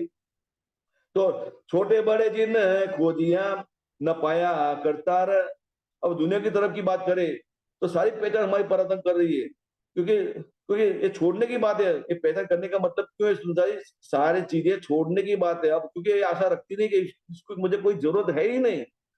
छोटे बड़े की बात मतलब कि दुनिया की तमाम जीवों की बात करें, बड़े से बड़ा जीव कहे या छोटे से छोटा जीव की बात करें, सब अपनी अपनी तरफ से खोज कर रहे हैं, लेकिन किसी ने भी आज दिन तक अक्षराधिक धन की पहचान की नहीं है जो मैंने कर रही। हमारी परम यही समझ रही है, संसार सब कोई ले चलिया पर छूटा नहीं विकार। संसार सब कोई, क्योंकि सबके दिल भीतर संशय बना ही रहता है। सुनने से ही सोचिए, दुनिया के अंदर कई जीव जन्म लेते हैं, कई मरते हैं, लेकिन जीव जन्म लेता है तो उसके अंदर प्रश्न यही होता है कि मेरा जन्म क्यों हुआ, किस कारण से हुआ। जन्म लेने से पहले मैं कहाँ था, किस दुनिया में था, और जन्म लिया है तो स्वाभाविक है, मरना तो पड़ेगा मुझे, तो मृत्यु के बाद मेरी गति कहाँ होगी, किस स्थान में होगी। ये प्रश्न लेकर जीव जन्मता है और मर जाता है। सारी जिंदगी में यही प्रश्न का जवाब ढूंढने के लिए कोशिश करता है, कई धर्म का पालन करता है, धर्म शास्त्र पढ़ता है, फिर भी सुपरबुद्ध के कारण इस प्रश्न का जवाब मिलता नहीं है, और बस ऐसे ही चले जाते हैं, आते हैं चले जाते हैं, आते ही जाते हैं, स्वर्ग लाख में घूमते ही जाते हैं, घूमते ही जाते हैं। तो सोचिए, धनी ने ऐसी कारीगरी कर दी, हमारी पराधन जिस जीव के मार्ग पर से लीला देख रही है, उस जीव को जागरूक जागृत प्रदान कर दी, तो जीव की दृष्टि अखंड की तरफ हो गई, तो हमारी पराधन दिल भीतर निजबुद्ध का अनुभव कर रही, और निजबुद्ध का अनुभव करते हुए सारा मोह छूट गया है दुनिया की तरफ से, और मोह छूट गया है तो दुनिया की पहचान हो रही है, अब सारी पहचान हो रही है, धनी पहचान करा रहे हैं। सुना, अब छोड़ने की बात होती है, इसे क्या कहते हैं, छोटे बड़े जिन खोज दिया ना पाया करता, किसी ने आज दिन वो परमात्मा को ढूंढने के लिए कोशिश की, लेकिन वो बात मैंने प्राप्त की। हमारा जीव भी यही समझ रहा है कि जो चीज दुनिया को नहीं मिली थी, मुझे मिल गई। संसार सब कोई ले चले, आपका छूटा नहीं विकार, किसी का भी आज दिन तक विकार छूटा नहीं है, लेकिन मेरा लिए विकार सारे छूट गए। सुना, मतलब दुनिया का कोई हिस्सा अपने दिल भीतर रहना नहीं चाहिए। ये झूठा छल कठन, काऊ न किसी का गम, ये झूठा छल कठन, काऊ न किसी की गम। फिर भी ये झूठ ऐसा है, सुंदर छोड़ने की कोई कोशिश करेगा, इतनी मजबूती से उसने ग्रहण किया हुआ है, क्योंकि आज अजादिल की करामत है। एक भी जीव ऐसा है, सोचे उसको छोड़कर नहीं जाना चाहिए। सुंदर सोचिए, आज तो कंप्यूटर का जमाना है, कोई सॉफ्टवेयर ऐसा बना लेते हैं, तो स्वाभाविक है कि हमें इतनी सारी सॉफ्टवेयर में इतनी योजना कर देते हैं, सिर्फ एक शब्द डालते थे तो उसकी व्यवस्था ऐसी हो जाती है कि शब्दों को लेकर इतना गणित इसमें डाला हुआ होता है, तो सारी कैलकुलेशन सारा सब कुछ हो जाता है और कुछ परिणाम मिल जाता है। तो अब आज तो सारे शेयर मार्केट की बात कर रहे हैं, बाजार शेयर बाजार की बात होती है, थोड़ी बात है, क्योंकि यही बात समझाने का एक तरीका है। तो सुंदर जी सोचिए कि कोई शेयर ज्यादा बढ़ता है, कोई शेयर कम घटता है, बराबर। तो सॉफ्टवेयर ऐसा बनाया हुआ होता है, क्योंकि इतने सारे शेयर होते हैं तो पता नहीं कि कौन शेयर बढ़ रहा है कौन शेयर घट रहा है। तो सॉफ्टवेयर ऐसा बनाया हुआ होता है, तो जो शेयर की भाव ज्यादा बढ़ने लगती है ना, तो स्क्रीन पर वो पहले आ जाता है, और देखने वाले को दिखाई देता है कि ये शेयर का भाव बढ़ रहा है, या फिर ये शेयर का भाव घट रहा है, स्क्रीन पर सबसे पहले आ जाएगा, दूसरा कोई शेयर नहीं आएगा। जिसपे ज्यादा चाल चल के दिखाई देगी, हलन चलन दिखाई देगा, वो सबसे पहले स्क्रीन पर आएगा, क्योंकि सॉफ्टवेयर ही ऐसा बनाया हुआ है। तो मानो समझिए कि अजादिल के दिल भीतर भी ऐसा ही सॉफ्टवेयर बनाया हुआ है, क्योंकि उसका ही अंश सारे दुनिया के तमाम जीव है, दुनिया, क्योंकि उसकी दृष्टि सब जीव पर बनी हुई है। और कोई जीव ऐसी खोज करेगा, परमात्मा की प्राप्ति करने के लिए दौड़ लगाएगा, अखंड की तरफ जाने की दौड़ लगाएगा, स्वाभाविक आजादी विष्णु को तुरंत पहचान हो जाएगी, ये जीव में कोई हलचल हो रही है अखंड में जाने की, तो स्वाभाविक है कि उसको पकड़ लेगा, पकड़ने की कोशिश करेगा, उस पर जोर करेगा, साम दाम दंड भेद नीति की हत्या करेगा। कहे मैं एना आउद अमृत रूप रस छल बल बल अकल अगित कुपल चंचल चतुर चपल, तो सारी शब्दों में बताए हुए शुद्ध सारी, लेकिन पूरी दुनिया अजादिल की है, आदिनारायण महाविष्णु की दुनिया है। वो यही फिराक में रहेगा कि ये जीव अखंड में जाना नहीं चाहिए, क्योंकि धनी ने हुक्म ही ऐसा दे दिया है कि मेरी हुए तेरी दुनिया में आएगी तो तुझे उसको गुमराह करना है। तो अपना जो हुक्म धनी ने दिया है वो हुक्म बजाने के लिए कोशिश करता है, क्योंकि उसके अंदर कंप्यूटर ही ऐसा फिट कर दिया है, सॉफ्टवेयर ही ऐसा फिट कर दिया है। कोई जो धनी की तरफ दौड़ने की कोशिश करेगा, अखर में जाने की कोशिश करेगा, तो स्वाभाविक है सुंदर ही वो जोर करेगा, लेकिन उसका जोर कैसा होगा, सबसे पहले कुटुंब से ही पैदा होगा, कुटुंब कबीले में से शुरुआत होगी। दज्जाल जोर कहाँ करेगा, पहले पत्नी से बात करेगा, फिर बच्चों से बात करेगा, क्योंकि सारे बच्चे उसको छोड़ने की कोशिश नहीं करेंगे, यही समझेंगे ये तो घर बार छोड़कर चला जाएगा, हमें छोड़ देगा। सबको डर महसूस होता है, स्वाभाविक है कि जो सुरक्षा महसूस होती थी, अब सुरक्षा चली जाती है, ऐसा महसूस होता है, तो उसको पकड़ के रखेंगे कि घर बार छोड़कर चला ना जाए। फिर धनी की कोई ऐसी हिकमत हो जाती है कि चलो बच्चे लोग या परिवार वाले सारे जो है सुंदर साथ बने हुए, धनी की पहचान किए हुए, तो समझो कि चलो उनसे तो निपट लिया। लेकिन अब परिवार वालों की बात आती है, सगे संबंधी की बात आती है, अब उसके वहां जाते नहीं है, कोई सांसारिक को काम हो या कोई है, तो अब उसको हम टालने लग जाते हैं, तो स्वाभाविक परिवार वाले क्या कहेंगे, जोर करेंगे, भाई तुम्हें आना पड़ेगा, क्यों नहीं आते हो, ऐसा दंगा फसाद खड़ा कर देंगे।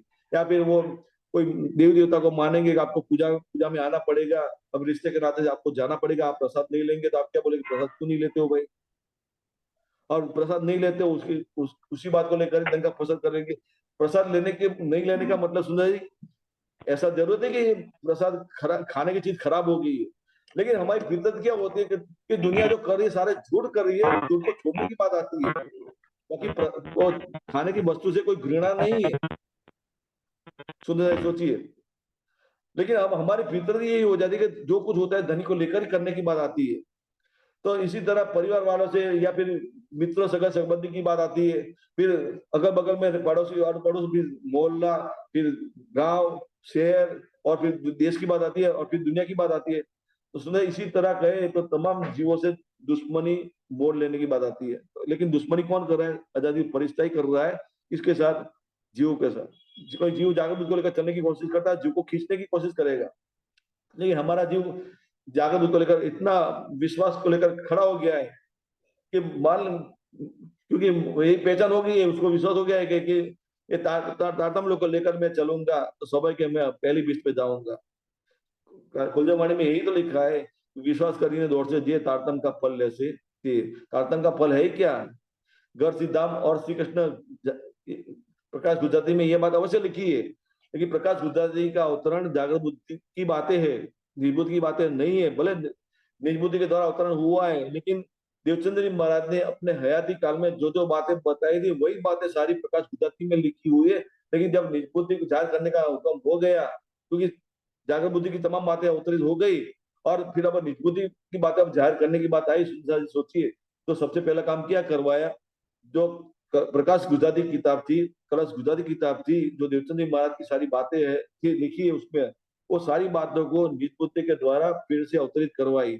मतलब कि अब सारे शब्दों को फेर बदल करने की बात आई, क्योंकि उस शब्दों को लेकर चलेंगे तो स्वाभाविक एक गुमराह होने की बात होती है, पर्दा बना रहता है। हमारी पुरातन की नजर जागरूक को लेकर जागरूक हो जाती है, सत्ता की पहचान करती है, अवश्य करती है, लेकिन परमधाम के दिल भीतर देखने की बात करती है तो वो बात होती नहीं है। जागरूक की हकीकत यही है सुंदर साथी। लेकिन निजबुत दिल में दाखिल हो जाती है तो हमारी पुरातन धनी का दीदार करती है, धनी की पहचान कर लेती है, और परमधाम का भी दीदार करने लग जाती है, सारी पहचान धनी कराते हैं। तो सुंदर ये बात होते तो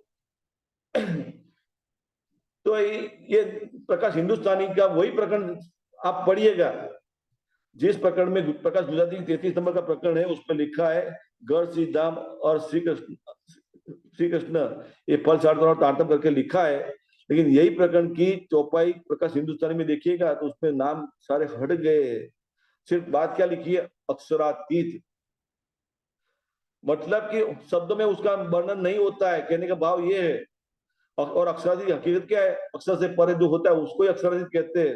नहीं, अक्षरातीत का कोई स्वरूप शब्दों में वर्णन करना चाहे कोई कोशिश नहीं कर सकता है, चित्र बनाना चाहे तो कोई नहीं बना सकता। सोचिए सुंदर साथी, वो चौपाई आप एक एक चौपाई मिलाकर देखिए। 33 नंबर का प्रकरण है, भागवत का सार करके लिखा हुआ प्रकरण, प्रकाश गुजराती में भी यही लिखा है, भागवत का सार करके लिखा हुआ प्रकरण, और प्रकाश हिंदुस्तानी में भागवत का सार करके लिखा हुआ है। एक एक चौपाई दोनों से मिलाकर देखिए, गुजराती में देखिए और हिंदुस्तानी में देखिए। और हिंदुस्तानी में देखेंगे तो कई नामो निशान आता ही नहीं है कृष्ण नाम का, क्योंकि तारतम का फल है क्या, धनी की प्राप्ति के सिवा कुछ है ही नहीं। और धनी की प्राप्ति कहाँ होती है, हमें पता था मूल मिला में ही होती है। लेकिन जागृत बुद्ध को लेकर चलेंगे तो बात दृष्टि कहाँ अटकी रहेगी, अखंड योगमाया में अटकी रहेगी। तो आप क्या मानेंगे, क्योंकि अखंड योगमाया के अंदर 2 लीलाखंड हुई है, ब्रजराज लीलाखंड हुई है, तो स्वाभाविक है आप क्या मानेंगे कि कृष्ण लीला को अनुभव होगा, तो आप परमात्मा को क्या मानेंगे कि कृष्ण ही परमात्मा है, वही मूल मिला में बैठा है, ऐसा ही मानेंगे आप। लेकिन निजबुद्ध दिल में दाखिल हो जाती है तो नाम भी सारा छूट जाता है, नाम की कोई जरूरत नहीं होती है दुनिया के अंदर। हमें पराक्रम के लिए अब नाम की जरूरत दुनिया के अवश्य है, दुनिया के अंदर अवश्य पहचान करने के लिए होती है, दुनिया की तरफ से पहचान करने के लिए होती है। लेकिन परंदम की तरफ की बात करें, जब निर्बुद्ध दिल में दाखिल हो जाती है तो नाम भी छूट जाता है। सुंदर है, इसलिए 3 बात बताई है, सुपन बुद्ध, जागर बुद्ध और निज बुद्ध। सुपन बुद्ध की हकीकत द्वैत को लेकर है, शब्द को लेकर है, लेकिन उससे पर हो जाते हैं तो क्या अनुभव आता है, जागृत का अनुभव होता है, शब्दातीत का अनुभव होता है, अखंड अद्वैत का अनुभव होता है। लेकिन अब उससे परे निज बुद्धि है, तो निज बुद्धि दिल में दाखिल हो जाती है तो अनुभव क्या आता है? निज बुद्धि की बात होती है, स्वलीला अद्वैत की बात होती है, शब्दातीत से परे की बात होती है। तीनों बात पैरेलल है, सुपर बुद्ध, जागृत बुद्ध, निज बुद्ध। शब्द, शब्दातीत, शब्दातीत से पर, द्वैत, अद्वैत, स्वलीला अद्वैत। समझिए, तो हमारी चार जगत स्वलीला अद्वैत की है, अद्वैत की नहीं है। अद्वैत को लेकर चलेंगे तो मानो जागृत बुद्ध को लेकर चल रहे हैं, जागृत बुद्ध को लेकर चल रहे हैं तो मृगदास लीला को लेकर चल रहे हैं, तो स्वाभाविक आप क्या बोलेंगे? मूल मिला में कृष्ण विराजमान है, यही बोलेंगे। लेकिन जब निजबुद्ध दिल में दाखिल हो जाती है तो नाम भी हट जाता है।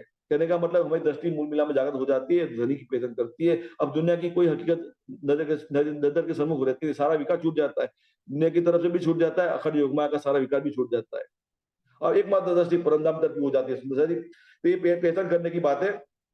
तो दुनिया के तमाम जीव यही प्रश्न लेकर चलते हैं कि मुझे किसने बनाया, बनने के बाद मैं कहाँ जाऊंगा, लेकिन किसी को आज दिन तक वो जवाब मिलता नहीं है। हाँ, जागृत बुद्ध दिल में दाखिल हो जाती है तो अवश्य प्रश्न का जवाब मिलता है।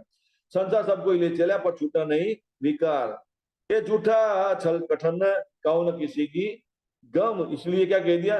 ये झूठा छल कठन, छल कठन इतना कठिन है, आजादी फरिश्ता नहीं चाहेगा कि कोई चीज मुझे छोड़कर चला जाए अखंड में, कहो ना किसी की कम, इसलिए सबके अंदर सुपन बुद्धि बनी रहती है। फिर आगे क्या कहते हैं? कहाँ वतन कहाँ कसम, कौन जिमी कौन हम, और कहाँ वतन कहाँ कसम, कौन जिमी कौन हम। सुनने सारी सोचिए, ये प्रश्न हर किसी को होता है, लेकिन एक भी जीव को जवाब मिलता नहीं। जवाब मिलता है कैसे मिलता है? जागृत बुद्ध के द्वारा ही मिलता है, जीव को भी जवाब मिलता है, और जीव के मार्फत से लीला दिखने वाले हमारे परतन को निज बुद्ध के द्वारा जवाब मिलता है।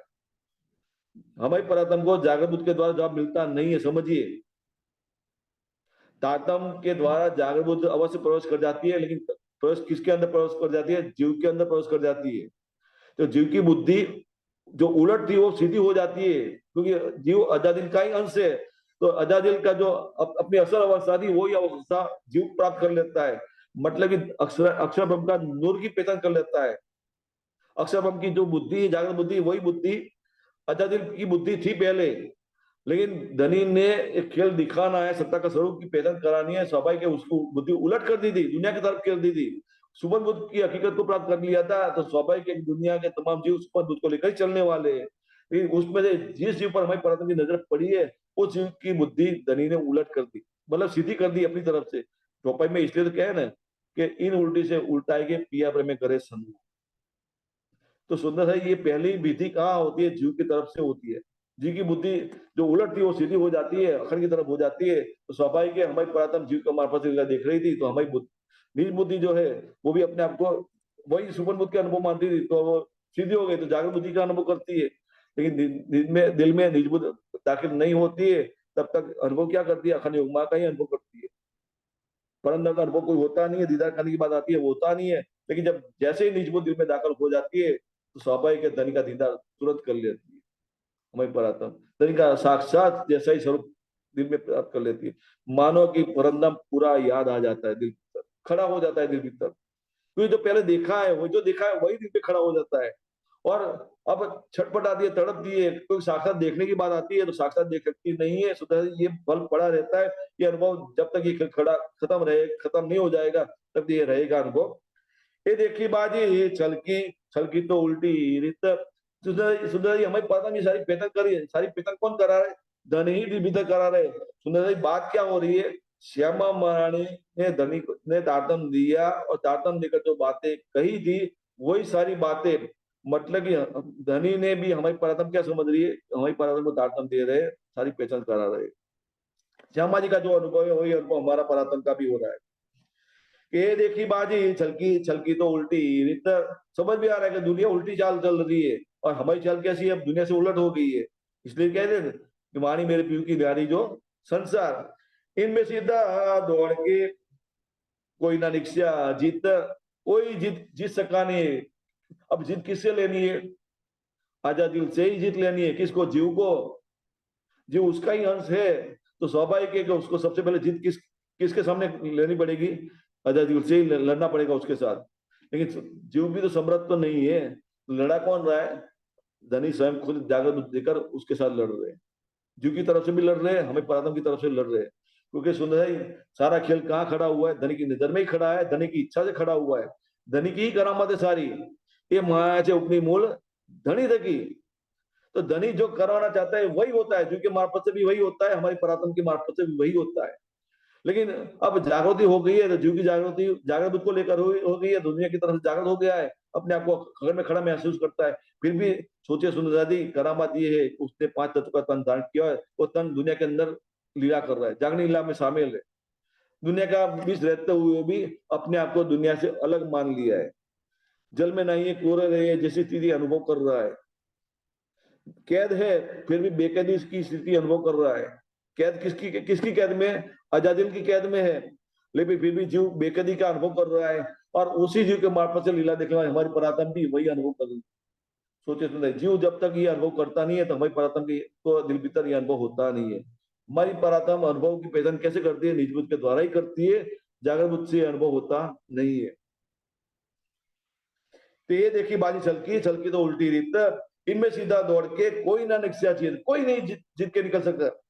मैं देखा दिल विचार के, चित सो अर्थ लगाए। तो क्या लगाया? इस मंडल में आत्मा चलाना कोई जगह है। मैं देखा दिल अपनी तरफ से जब सोचने की कोशिश की, क्योंकि बुद्धि जीव के साथ जुड़ी है, किसकी? हमारी परात्म की। अब अपनी इच्छा से बात करने की बात है, क्योंकि जागृति नहीं थी, तो स्वाभाविक हम अपने आप को क्या मानने लगे थे? हमें परात्म क्या मानती थी? मैं तो जीव हूँ।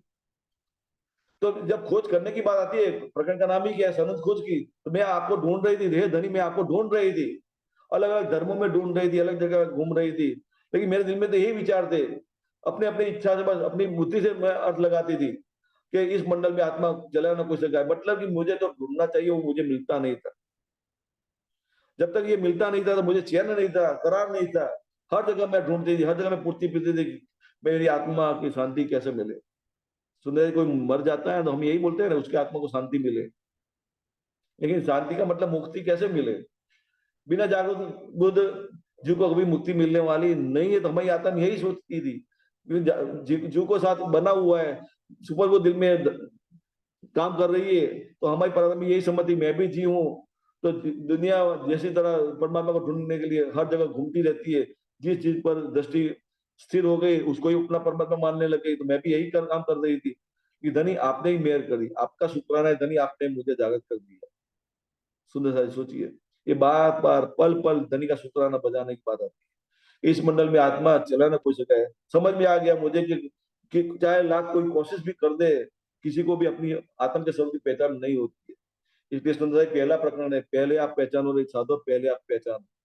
किरण का पहला प्रकरण है, पहले आप पहचानो रे साधो, पहले आप पहचानो। मतलब हर कोई कहता है, आत्मा आत्मा की बात करते हैं, सारे धर्म ग्रंथ दुनिया के अंदर आत्मा की पहचान कराते हैं, आत्मा की अनुभूति कराते हैं। लेकिन सुंदर सोचिए, सारे सुपन को लेकर चलने वाले किसी ने भी आज दिन तक आत्मा की पहचान की नहीं है, तो स्वाभाविक आत्मा का अनुभव कैसे प्राप्त किया होता? दुनिया ने जो कुछ अनुभव किया है, जीव के मार्फत से दुनिया का ही अनुभव किया हुआ है, लेकिन आत्मा का अनुभव किसी ने आज दिन तक किया नहीं है। जीव को अनुभव की, अपने अनुभव की जागृति कब होती है? जागृत के द्वारा ही होती है, और उस जीव के मार्ग लीला देखने वाली हमारी परात्म निज बुद्ध के द्वारा सारी पहचान करती है। तो तो सुंदर जी, इनमें सीधा दौड़ के कोई ना निकसा। मतलब सीधा चलेंगे, मतलब दुनिया जिस प्रवाह में चल रही है उस प्रवाह में हम चलेंगे, तो स्वाभाविक है कि हम गुमराह होंगे। इसलिए सुन रहे, बार बार आपके चरण में प्रार्थना है कि राजसमय युगल स्वरूप के जो चित्र है उसको निकल कर फेंक दीजिए, उससे कुछ काम बनने वाला नहीं है। क्योंकि बात क्या है कि इस मंडल में आत्मा चला न कोई जगह है। चलने की बात आती है तो यहाँ तो गुमराह होने की बात होती है। उस फोटो चित्र को लेकर चलेंगे तो स्वाभाविक है आप गुमराह की राह पर चलते हैं, क्योंकि दज्जाल काम करवा रहा है आपसे। जागना का है, परमधाम के मूल मिला में जागना है, सारे विकार को छोड़ने की बात आती है। तारतम्य में तो यही होता है ना, जब ये सुगंध में आवे तब छूट जाए सब विकार, लेकिन विकार दुनिया की तरफ से भी हटना चाहिए, अखंड योगमाया की तरफ से भी हटना चाहिए। लेकिन अखंड योगमाया का विकार तो छूटता नहीं है, दुनिया की तरफ से सारे विकार छूट गए, जागृत बुद्ध को लेकर चल रहे हैं, लेकिन हमारी परतन का काम किस बुद्धि से? निज बुद्धि से मतलब है। तो निज बुद्धि को दिल में धारण कीजिए, निज बुद्धि दिल में धारण हो जाएगी, स्वाभाविक अखंड योगमाया का सारा विकार भी छूट जाएगा।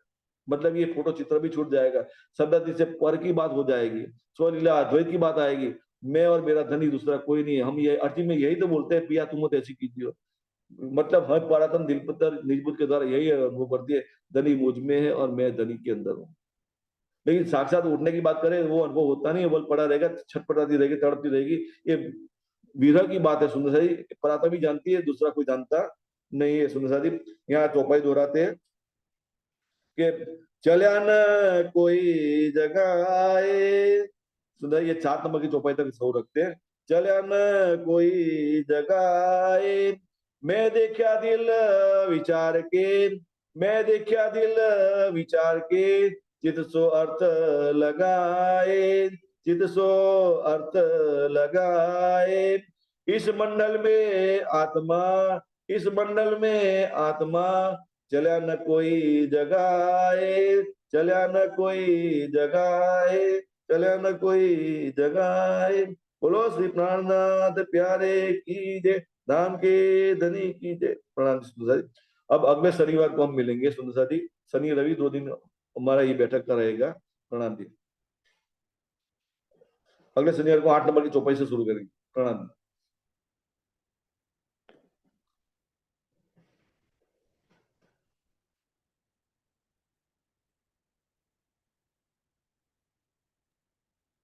प्रणाम।